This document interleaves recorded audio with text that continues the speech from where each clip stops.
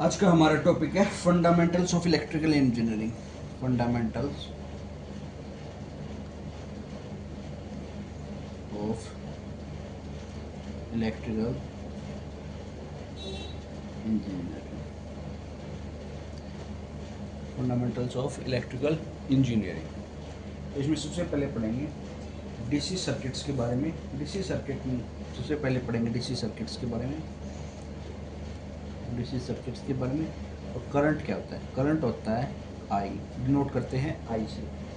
इसको डिनोट करते हैं फ्लो ऑफ चार्ज, कहते हैं flow of charge, flow of charge, इसको कहते हैं करंट। तो I equals to D Q by D T. तो इसकी यूनिट क्या हो जाएगी? Ampere equals to coulomb, coulomb per second. ठीक है। सेकंड पढ़ते हैं वोल्टेज। वोल्टेज क्या होता है? वोल्टेज होता है potential difference, potential difference between two points. इसकी फॉर्मूला क्या होता है? वी इक्वल टू होता है D W by D Q, D Q. इसकी यूनिट होती है वोल्ट, वोल्ट। तो इसका क्या हो जाएगा? जूल पर कूलम होती है वोल्टेज। थर्ड हम पढ़ेंगे पावर। पावर क्या होता है? पावर डिनोट करते हैं पी से। यूनिट क्या होती है? वाट, यूनिट क्या होती है? वाट। पी होता है V I, I square R या वी स्क्वेयर बाई आर। और पावर को एक डिफरेंस उसमें क्या है, किससे डिनोट कर सकते हैं? Rate of change of energy. Power को हम कर सकते हैं जूल पर सेकेंड। तो पावर को कह सकते हैं D E by D T. Power को हम कह सकते हैं watt equals to joules per second. Energy क्या होता है? एनर्जी होता है जूल। एनर्जी क्या होता है? जूल। एनर्जी होता है जूल। ई क्या होता है? Power into time. जूल क्या होता है? वाट सेकेंड, वाट सेकेंड या वाट आवर। तो 1 joule equals to 1 kilowatt hour. ये किलो में भी हो सकता है, 1 किलोवाट आवर। तो एनर्जी की यूनिट क्या होती है? 1 जूल। 1 जूल को कह सकते हैं वाट किलो, 1 जूल को कह सकते हैं 1 joule equals to 1 watt into 1 second, 1 second. और 1 किलोवाट आवर में कितने जूल होते हैं? वाट सेकेंड कहते हैं। 1 किलोवाट आवर में होते हैं 1000 वाट इंटू 3600 सेकेंड। तो सीधा हो जाता है 1 किलोवाट आवर में 3.6 इंटू 10⁻6 जूल। 1 किलोवाट आवर में इतने जूल्स होते हैं। 1 किलोवाट आवर में इतने जूल्स होते हैं। और इसी को डिनोट करते हैं 1 यूनिट से। मीटर में इसको हम 1 यूनिट से डिनोट करते हैं। एग्जांपल देखते हैं, इसका एक न्यूमेरिकल देख लेते हैं। न्यूमेरिकल देख लेते हैं। मान लीजिए ये 100 वाट का बल्ब है। ये 100 वाट बल्ब, ये 100 watt bulb used for 10 hours. और 10 घंटे के लिए उसे चला दिया गया तो क्या आएगा? एनर्जी क्या आएगी यहाँ पे? एनर्जी आएगी 100 वाट इंटू 10 आवर्स। कितना हो गया? 1000 वाट आवर, वाट आवर। ये कह देंगे 1 किलो वाट आवर या 1 जूल। 1 किलो वाट आवर या 1 यूनिट, 1 यूनिट कह देंगे इसको। ठीक है। तो ये होता है energy. It consume 1 unit of electricity, 1 unit of electricity. अब ये मान लो 1 यूनिट का प्राइस दे देता है कई बार 5 रुपये, 5 रुपये, 5 रुपये पर यूनिट है मान लीजिए। तो 1 यूनिट में कितने रुपए लगेंगे? 5 रुपये लगेंगे। ऐसे उसका हम रेट भी निकाल लेते हैं। तो फंडामेंटल ऑफ इलेक्ट्रिकल इंजीनियरिंग में हमने सबसे पहले पढ़ा करंट। करंट क्या होता है? Rate of flow of charge, rate of flow of charge. I equal to D Q by D T. Voltage क्या होता है? V equal to D W by D Q. Volt क्या होता है? जूल पर कूलम। ठीक है। पावर होता है watt, V equal to V I, I square R, V square by R. Power का फॉर्म होता है D E by D T, joule per second. Energy क्या होती है? 1 जूल कितना होता है? ये सेकंड में करेंगे, सेकंड में 1 joule equal to 1 watt second, 1 joule equal to 1 watt second. 1 kilo watt hour में कितने 1000 watt 3600 joule, 1 kilo watt hour में 3.6 into 10⁻6 joules per second energy की, ये हुई एनर्जी की यूनिट्स। ठीक है, ये हुई एनर्जी की units.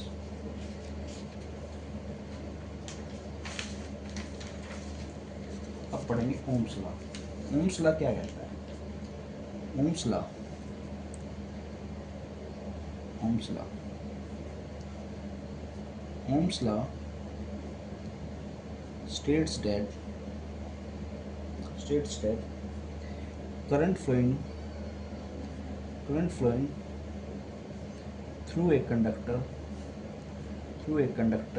is directly proportional to the voltage applied, voltage across it, provided temperature remains constant।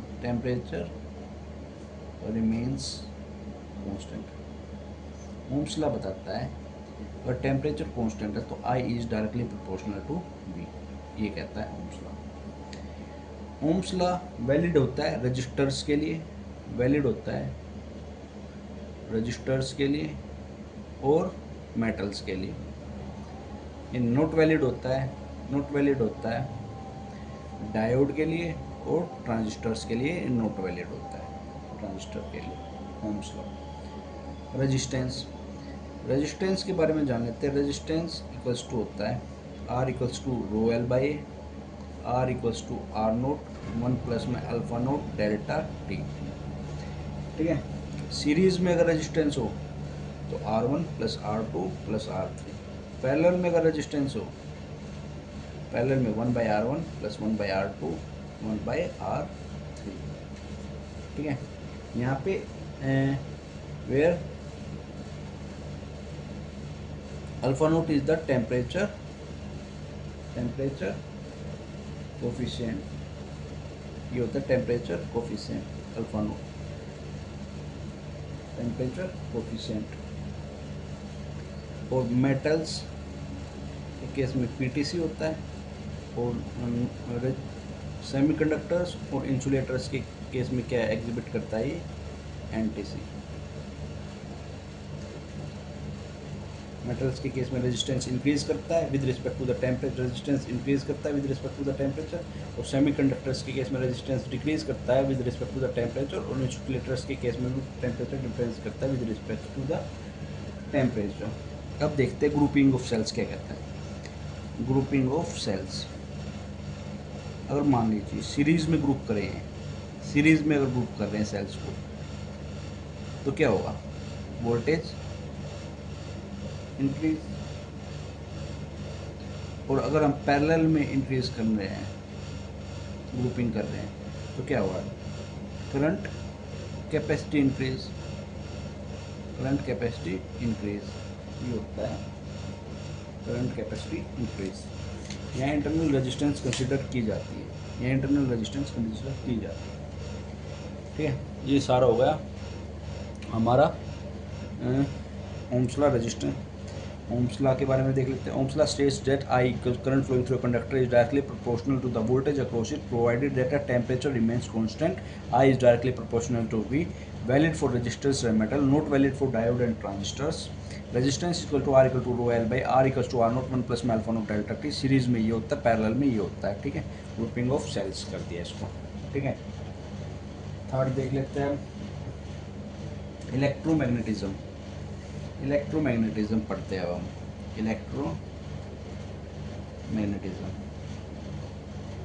Electromagnetism में इलेक्ट्रिक और मैग्नेटिक फील्ड पढ़ा जाता है। तो हम पहले पढ़ते हैं magnetic field around a straight current carrying conductor,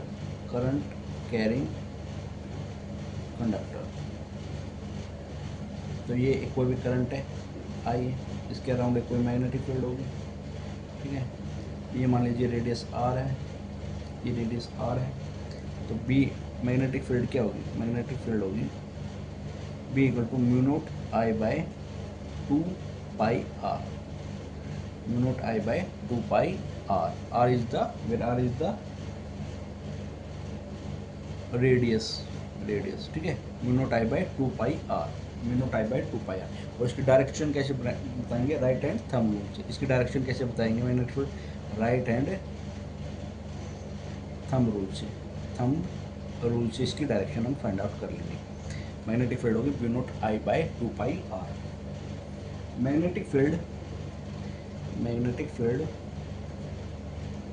around a circular conductor, और कंडक्टर हमारे पास सर्कुलर है, मान लीजिए ये कंडक्टर है और ये कैरी करंट कर रहा है आई, तो इस केस में मैग्नेटिक फील्ड हो जाएगा नोट आई। अब ये खुद ही सर्कल है तो पाई 2 पाई आर नहीं आएगा, सिर्फ 2 आर आएगा। क्या आएगा, 2 are.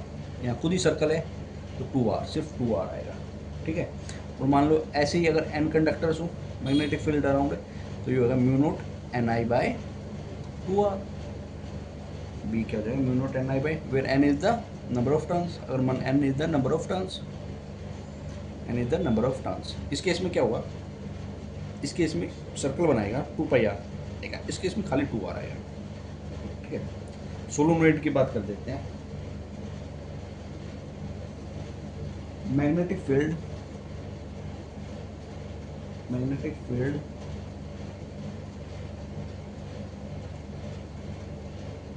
At the axis of solenoid की बात कर लेते हैं।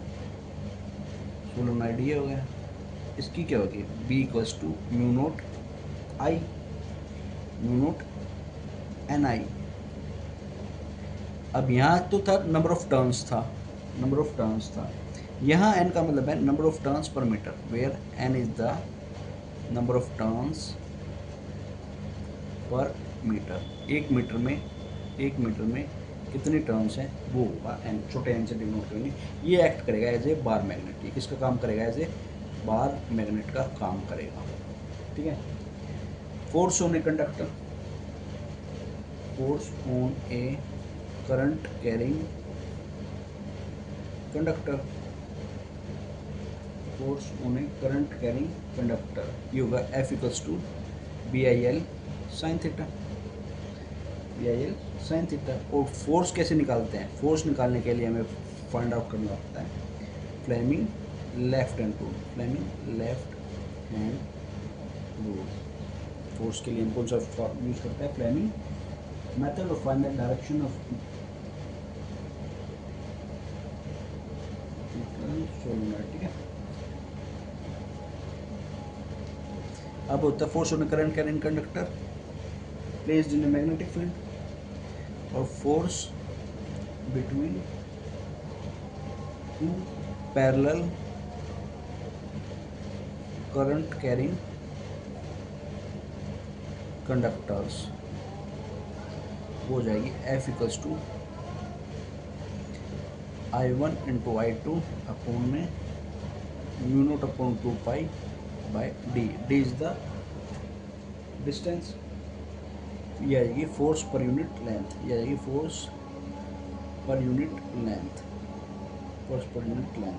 और टोटल फोर्स निकाले इंटू एल कर देंगे, म्यू नोट आई न्यूट अपॉन में 2 पाई डी। सेम डायरेक्शन में अगर करंट होगा तो अट्रैक्ट करेंगे, और डिफरेंट डायरेक्शन में करंट होगा तो रिपेल करेंगे, ठीक है। ये 5 पॉइंट पढ़ने हमने इलेक्ट्रोमैग्नेटिज्म में हमने ये 5 पॉइंट पढ़ने, ठीक है।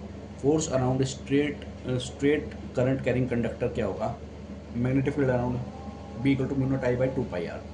सर्कुलर कंडक्टर की बात कर लेते B equal to mu naught I by 2 R, और सोलेनॉइड की बात करें B equal to N I, mu naught N I, N is the number of turns per metre. यहाँ क्या है, टर्न्स पर मीटर है, यहाँ एन पूरा लिए नंबर ऑफ टर्न्स है, ये टर्न्स पर मीटर है।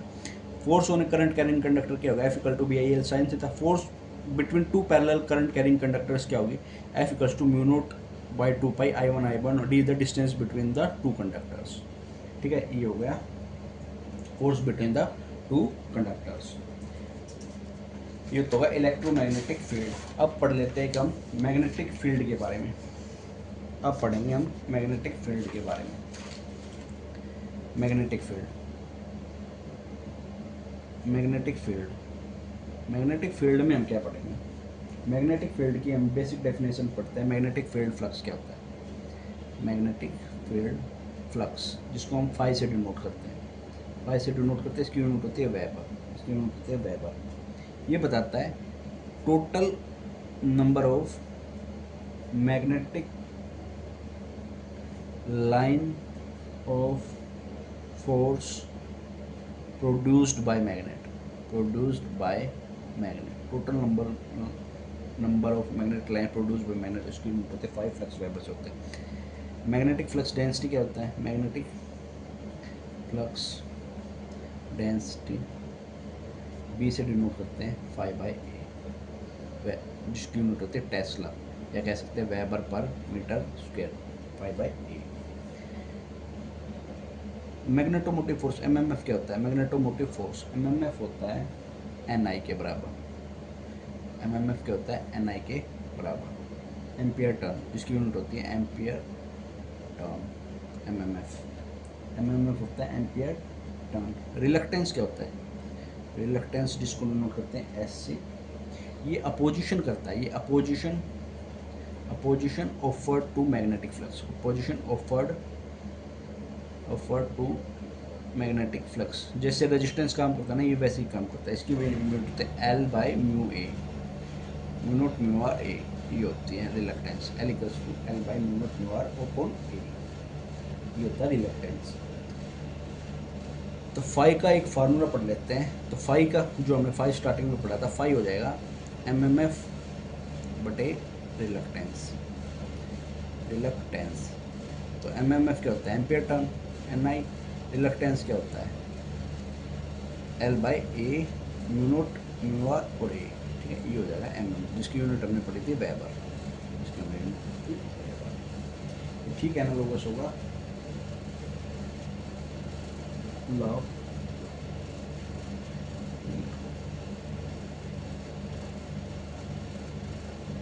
लॉ ऑफ मैग्नेटिक फोर्स, यही है law of magnetic circuit law, इसी को बोलते हैं magnetic circuit law.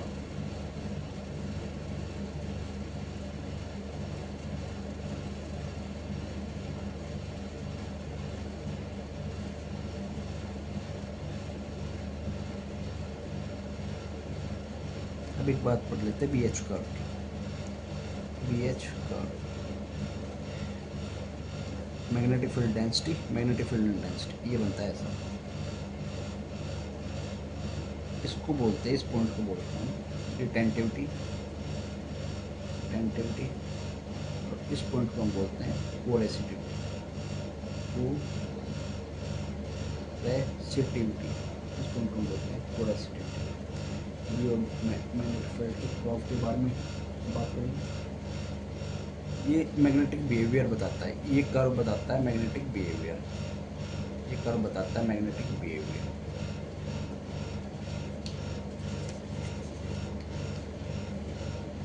Area of loop, hysteresis loop बताता है, एरिया ऑफ लूप बताएगा, एरिया ऑफ लूप बताएगा, एरिया ऑफ लूप बताएगा, हिस्टेरिसिस लॉस क्या बताएगा? हिस्टेरिसिस लॉस, ये हिस्टेरिसिस लॉस बताता है, ठीक है।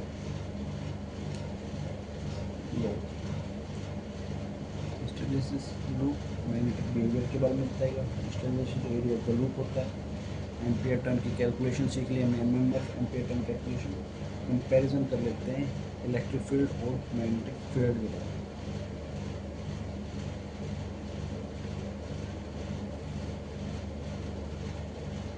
और हिस्टेरिसिस होता है n B power 1.6 F B, ये होता है हिस्टेरिसिस का फॉर्मूला। और एमएमएफ एनआई जो है उसको हम लिख सकते हैं equals to HL, ampere turn calculation में ये यूज़ करेंगे, ampere turn calculation, ampere turn calculation में ये यूज़ करेंगे, एम्पियर टर्न कैलकुलेशन में ये यूज़ करेंगे।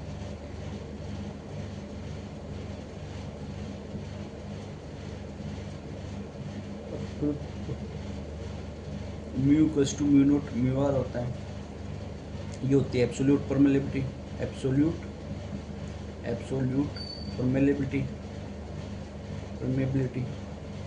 और ये होती है रिलेटिव परमेबिलिटी, ये होती है रिलेटिव परमेबिलिटी परमेबिलिटी। इसकी वैल्यू होती है 4 pi into 10⁻⁻⁷ henry per metre. इसकी एब्सोल्यूट परमेबिलिटी होती है हेनरी पर मीटर, इसकी जो नो यूनिट, इसकी नो यूनिट होती है। ठीक है, लीकेज फ्लक्स की बात कर ले। लीकेज फ्लक्स क्या होता है? लीकेज फ्लक्स होता है जिसकी वैल्यू हमेशा 1 से ज़्यादा होती है। इसकी वैल्यू होती है total flux bye useful flux, total flux bye useful flux. ये होता है लीकेज फैक्टर, ये होता है लीकेज फैक्टर। लीकेज फ्लक्स हो गया, बी एच कर होगा।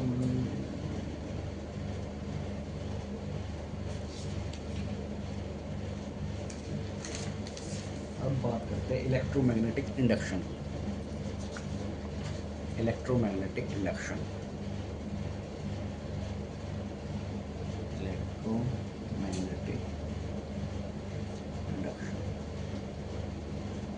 इलेक्ट्रोमैग्नेटिक इंडक्शन में करते हैं फैराडेज लॉ। फैराडेज लॉ क्या करता है? फैराडेज लॉ आता है E equals to D phi by rate of change of flux. ठीक है, ये माइनस के साइन होता है because of Lenz law. Lenz EMF induced होता है because of the rate of change of flux, और माइनस के साइन वो अपोज करता है अपने फोर्स का, ये बताता है लेंजिस का जो फैराडेज लॉ और लेंज लॉ। फ्लेमिंग रूल देख लेते हैं क्या करता है। फ्लेमिंग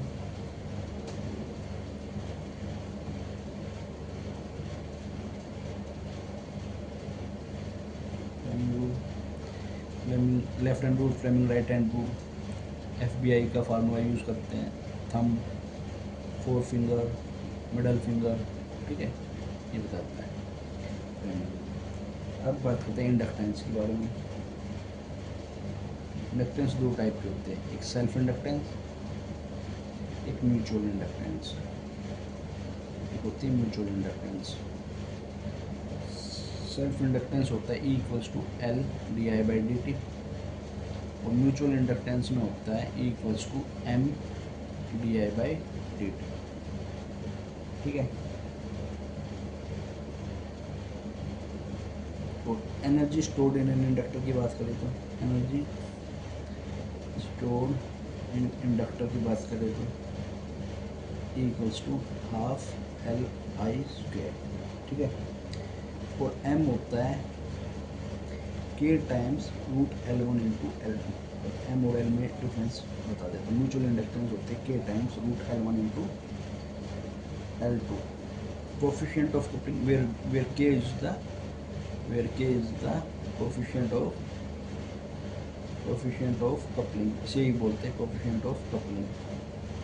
ये को बोलेंगे कोफिशिएंट ऑफ कपलिंग।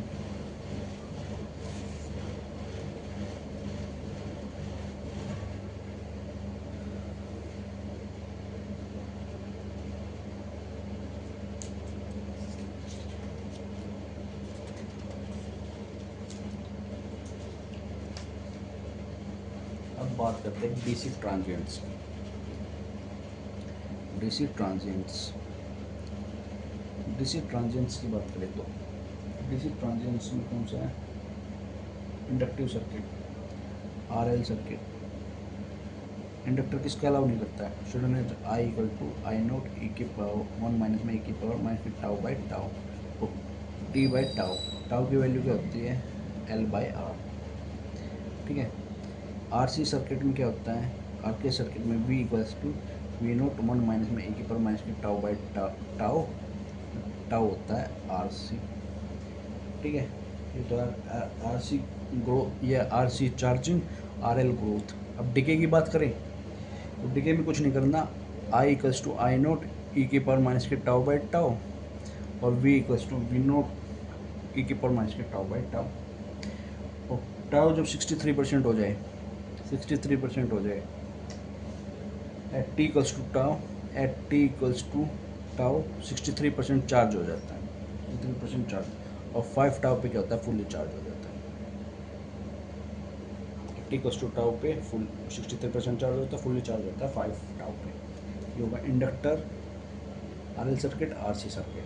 ठीक है, ग्रोथ बता दी। टाइम कांस्टेंट बता दिया, टाइम कांस्टेंट ये होता है time constant of L by R, time constant ये होता है आर सी। डिके बता दिया इंडक्टिव सर्किट में, और डिके बता time constant initial value for discharge में, ठीक है। ये सारे क्वेश्चन हो गए, ये हो गया हमारे पास फंडामेंटल ऑफ इलेक्ट्रिकल इंजीनियरिंग पूरा। अब इसके ऊपर कुछ क्वेश्चंस देखें तो देखो क्वेश्चंस देखते हैं क्या कहना चाहता है। Two resistance 4 ohm and 6 ohm are in parallel, find the equivalent resistance. दोनों को मल्टीप्लाई डिवाइडेड बाय प्लस कर दिया ये आ जाएगा। A current of 2 ampere flow through 10 ohm resistance, तो वोल्टेज क्या होगा equal to I R, 20 volt हो गया। यूनिट ऑफ इलेक्ट्रिक एनर्जी क्या होता है, वाट जूल। इलेक्ट्रिक एनर्जी की unit kilowatt hour, kilowatt hour नहीं है तो जूल, तो जूल, ठीक है। 100 वोल्ट 500 वाट आवर तो 0.5 किलो वाट आवर, सीरीज में है तो जोड़ दिया 10 ओम हो गया, ठीक है। Force on a conductor B I L sine theta होता है, फोर्स ऑन ए कंडक्टर क्या होता है F equal to B I L sine theta, तो ये हो गया। डायरेक्शन ऑफ मैग्नेटिक फील्ड बताता है, राइट हैंड थंब रूल बताता है, ठीक है। टू स्क्वायर का नेचर ऑफ फोर्स क्या होगा, ट्रैक्शन होगा। एफ और फ्लक्स दे दिया, वेबर और एम्पियर दे दिया, flux density B equal to 5/A, 2 tesla आ गई। एमएमएफ एम्पियर टर्न दे दिया, रिलक्टेंस दे दिया एल, तो हमने पढ़ा था N I equals to H L, N I equals to H L. अब इसमें पढ़ दिया, अच्छा इसमें निकालना है फ्लक्स, फ्लक्स बताना है, तो हमने एक और पढ़ा था and flux equals to M M F by reluctance, ये हो जाएगा M M F by reluctance, weber, क्या आ 5 weber. Hysteresis loop depends on, hysteresis loss किस पे डिपेंड करता है, area of the loop. Flux इतना चेंज किया equal to d5/dt, Faraday law, ठीक है। Lenz law opposition to change बताता है। हाफ एल आई स्क्वायर ये एनर्जी स्टोर्ड बताएगा। डीसी ट्रांजिएंट में पढ़ लिया, एल दे दिया, आर दे दिया, टाइम कांस्टेंट हुआ L by R, 2/4 0.5। RC circuit में RC tau equals to 2 second. Current reaches at time constant, current 63% of the final value पहुंचता है। Initial current in 0 ampere, reason inductor opposite sudden change, ठीक है। Kilowatt hour, slope of बियर का resistance देता है। तो ये हो गए हमारे सारे। ओम्स लॉ जब वैलिड हो, जब फिजिकल कंडीशन सारी कांस्टेंट हो। Unit of resistivity ohm metre होती है। 1 kilometre 3.6 joule. Fleming right hand rule is given in the magnetic field direction, Fleming magnetic field direction right hand thumb rule. Parallel circuit में voltage same होती है, voltage same resistance देता है। Hysteresis load area of loop पे depend करती है। ले opposition to time constant L by R होता है, ठीक है। At equal to time two resistance, ये पैरेलल में हो गया। आई की वैल्यू दे दी, पावर एनर्जी, एनर्जी क्या होता है पावर इंटू टाइम, जूल क्या होता है kilowatt hour, 100 into 10 1 kilowatt hour. B I L दे दिया, फोर्स हो गई। Flux upon area, flux F5 upon area, B equals to क्या होता है 5 upon A. M M F by reluctance, flux दे दिया weber. Half L I square energy, time constant L by R 2, capacitance R C 10 second. ऐसे ही हो गया, flux change हो गया इक्वल टू 1.1 वोल्ट। तो ये क्वेश्चंस थे जो हमारे सारे हो गए फंडामेंटल ऑफ इलेक्ट्रिकल इंजीनियरिंग के।